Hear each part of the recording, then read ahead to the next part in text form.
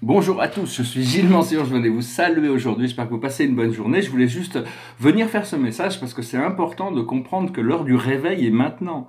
S'éveiller à la source, s'éveiller au retour, le réveil, c'est-à-dire qu'on connaissait l'éveil mais on l'a oublié, donc on doit se réveiller. Et donc c'est vraiment maintenant, il faut savoir qu'avant, il y avait beaucoup d'inquiétudes par rapport à exprimer cette lumière, cet amour dans le monde avant 2012 parce que il y avait des pouvoirs qui étaient contre ces forces, qui étaient très puissantes. Mais maintenant, depuis 2012, on ne le sait pas, mais tout a changé. Il n'y a plus aucun danger d'exprimer son amour-lumière. L'Inquisition, c'est fini, hein, tous ces vieux programmes. Et on le sait aussi, au plus on invoque, on appelle, on se souvient de cette source, au plus ce pouvoir de cette lumière vient pour nous protéger dans notre procédé, parce qu'on devient conscient, une fois qu'on est avec Dieu, plus rien ne peut atteindre, toucher cette énergie qui est Dieu. Hein. De toute manière, Dieu ne peut pas être, personne ne peut approcher, Dieu ne peut pas être entamé, quoi qu'il se passe dans l'univers, Dieu restera Dieu, hein, il n'y a aucun problème. Et cette force qui s'éveille en nous, cette lumière, amour, ou peu importe comment on peut la concevoir, cette conscience supérieure, et c'est très important d'utiliser ces moments de Vénus rétrograde pour faire les mises à jour sur notre relation avec toutes ces choses, l'amour, l'argent, les relations, nos préférences, les choses qu'on a besoin d'augmenter, les choses qu'on a besoin de diminuer. Donc, je vais tirer une carte avec ce jeu de Rumi que je ne connais pas très bien. Et donc, on va voir quelle est... Alors, cette carte, c'est le Cloak of Christ, c'est-à-dire l'invisibilité du Christ. C'est-à-dire, c'est quelque chose que l'on porte, c'est-à-dire c'est une énergie, la cloque du Christ. Le Christ, il a été envoyé comme messager de Dieu pour faire un pont entre le monde céleste, le monde divin et le monde mortel. Il a résolu le programme, hein. Donc c'est vraiment important d'arriver à, si possible, de connecter avec cet esprit qui est un esprit grandiose, un esprit de service, un esprit d'amour, de lumière, qui ne viendra jamais vous parler de lui quand il viendra vous voir, mais il viendra vous aider. Pour ceux qui ont déjà fait cette connexion dans le monde invisible avec le Christ, c'est une force qui est transformationnelle, c'est-à-dire elle nous transforme. La première fois que j'ai eu cette expérience, pour moi, c'était quelque chose qui dépassait ma conscience. Bon, maintenant j'ai pris l'habitude d'avoir des relations équilibrées avec tous les êtres du monde spirituel. Donc je vais tirer quelques cartes avec l'Akash. Alors la plus haute sagesse pour nous aujourd'hui, c'est le bébé. Qu'est-ce que ça veut dire? C'est la renaissance, c'est vraiment le moment de renaître, de s'élever dans la lumière, hein, de créer, parce qu'il y a toutes sortes de fenêtres. C'est bien déjà de pouvoir ouvrir des fenêtres dans d'autres dimensions, à travers nos rêves et tout ça. On a nos méditations, notre réceptivité, on peut ouvrir des fenêtres. Mais éventuellement, on va pouvoir ouvrir des portes et créer des ponts vers ces autres dimensions, savoir que bon, il faut commencer à pouvoir s'y rendre. Hein,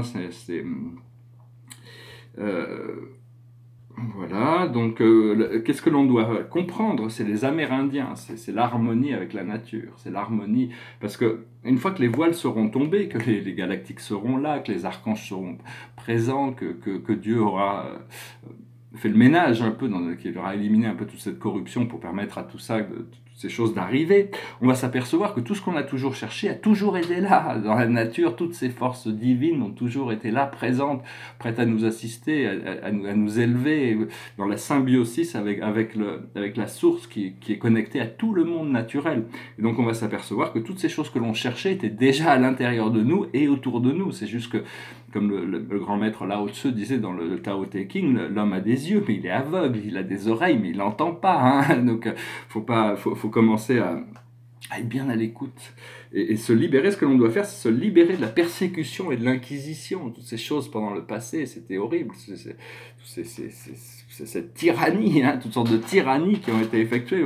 C'est presque comme si on en a pris l'habitude et donc maintenant on se tait parce que bon, on sait que ces pouvoirs... Mais bon, comme je disais, ces choses ont changé depuis 2012. Donc il faut arrêter, il faut abandonner et ce que l'on va pouvoir faire, une fois que l'on comprend qu'il faut que la peur, on peut dépasser la peur, on n'a plus besoin d'avoir peur, on va pouvoir créer une communauté. C'est la vie communautaire, la communauté, la cité, c'est comment gérer la cité pour que tout le monde soit à sa place, tout le monde soit heureux. C'est un idéal platonicien.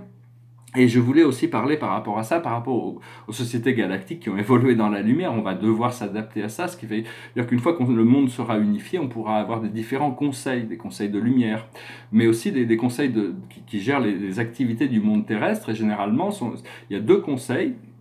C'est pas un individu qui prend les décisions, c'est un conseil. Ceux qui ont le plus de sagesse, on les met dans ces conseils pour pouvoir. Il y a le conseil des neufs qui, généralement, hein, bon, ça c'est ma perception actuelle. Ces conseils des neufs, les conseils galactiques, sont ceux qui forment les politiques, qui prennent les décisions, qui décident des protocoles, qui décident de ce qui a besoin de se passer. Et le conseil des 12, les conseils des 12 ce sont ceux qui exécutent ce plan, qui le mettent en pratique. Donc éventuellement, on va commencer à comprendre le fluide groupe dynamique, le dynamique fluide de groupe pour arriver à prendre des décisions qui font bouger les choses. Parce que quand on se met plusieurs à avoir la même direction, on va rentrer dans des énergies beaucoup plus fluides, donc ils vont nous permettre de gérer les choses beaucoup mieux. Et donc voilà, et puis le message général pour nous, c'est le pardon. Alors si on ne pardonne pas à soi-même et si on ne pardonne pas aux autres, on est lié à eux de manière négative. Hein. Donc c'est très très important de lâcher prise, de pardonner. Il n'y a pas besoin, même s'il y a un problème grave avec quelqu'un, une autre âme, il suffit de pardonner à cette âme pour se libérer de l'emprise négative, même si l'autre personne ne nous pardonne pas ou se pardonne pas ou quoi que ce soit. Bon, faut éventuellement, bon, mais en découvrant ce pardon, c'est aussi un des grands messages du Christ, l'amour inconditionnel, le pardon inconditionnel. C'est des éléments très importants, quel que soit, on n'a pas besoin d'être religieux pour comprendre l'idée de l'amour. On a tous un cœur, hein, donc.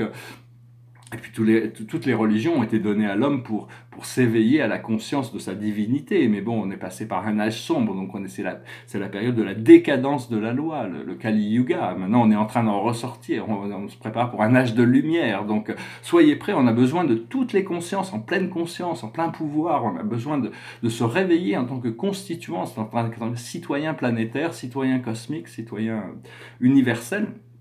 Homo luminus, Homo galacticus, Homo universalis. Hein. On est en train de développer cette conscience plus vaste et au fur et à mesure, on va pouvoir se regrouper pour faire des projets. Moi, je sais qu'il y a des projets qui vont arriver, c'est énormément de travail, mais on va bien rigoler. C'est ça qui est important, de pouvoir s'amuser, de pouvoir travailler et s'amuser, pouvoir faire des choses qui apportent du bien-être aux autres et tout en faisant fonctionner les choses de manière à ce que ça soit naturel et progressif, hein, disons. Voilà, j'espère que ce message aura été intéressant pour vous. Derrière moi, c'est un tableau qui représente, ça s'appelle la famille de lumière. Les étoiles sont les grands enseignants de la lumière, c'est les êtres supérieurs de l'univers qu'on ne connaît pas encore. On pense que c'est des choses, des boules de feu, mais ce sont des vrais êtres. Et il y a les grands soleils centraux qui communique cette lumière à tous les autres petits soleils, qu'on appelle petits soleils, mais bon, il y en a des milliards dans la galaxie, et toutes les étoiles sont uniques.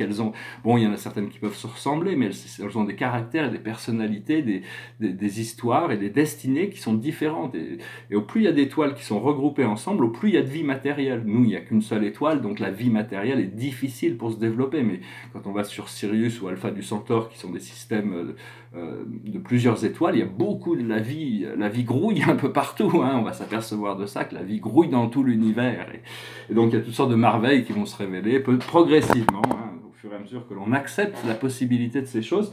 Je voulais partager un tableau, c'est un tableau un peu marrant, il n'y a qu'une chose qui n'est pas forcément résolue, alors c'est la couleur il dit « Connais-toi toi-même » en bas. Alors c'est un portrait qui a un titre un peu surréaliste, ça dit « Autoportrait de Léonard de Vinci en aviateur ». C'est un peu bizarre comme titre, et ça dit « Connais-toi toi-même ». Derrière, il y a la charte natale de Léonard de Vinci, qui était ascendant Sagittaire, hein, donc sa première maison, et il avait le soleil dans sa 4e maison. Donc quatrième maison, c'est le foyer, c'est le monde intérieur. Hein. Il avait Chiron dans bon, c'est des petits tableaux qui... il n'y a que la couleur du texte qui n'est pas forcément finie, mais enfin je l'aime beaucoup, hein. Je trouve il y a toutes sortes de subtilités dans ces portraits. Les portraits, c'est très très dur à faire des portraits originaux après toute l'histoire. Depuis le début de l'humanité, les gens font des portraits. Donc, enfin c'est un domaine très intéressant. Je pense que si je m'installe dans une maison où il y aura un peu de campagne, je vais peut-être me mettre à faire des paysages aussi. J'ai ce désir d'explorer des nouvelles choses. Je suis un peu comme Picasso, j'ai besoin de changer beaucoup. Enfin je ne suis pas aussi productif que lui, mais de me renouveler tout le temps. de chercher toujours des nouvelles choses à explorer pour essayer de voir comment je peux découvrir ces choses, voilà. Donc, je vais finir avec une chanson, parce qu'elle me passait par la tête, juste pour finir en musique, c'est une chanson d'amour. Comme beaucoup de chansons d'ailleurs, la musique adoucit les mœurs. Oh, my love, my darling, I hunger for your touch. A long, lonely time, and time goes by so slowly, and time can do so much. Are you still mine? Need your love, I need your love. Godspeed your love to me. Lonely rivers flow to the sea, in the open arms of the sea. Lonely rivers cry, wait for me, wait for me. I'll be coming home, wait for me. Oh, my love, my darling, I hunger for your touch.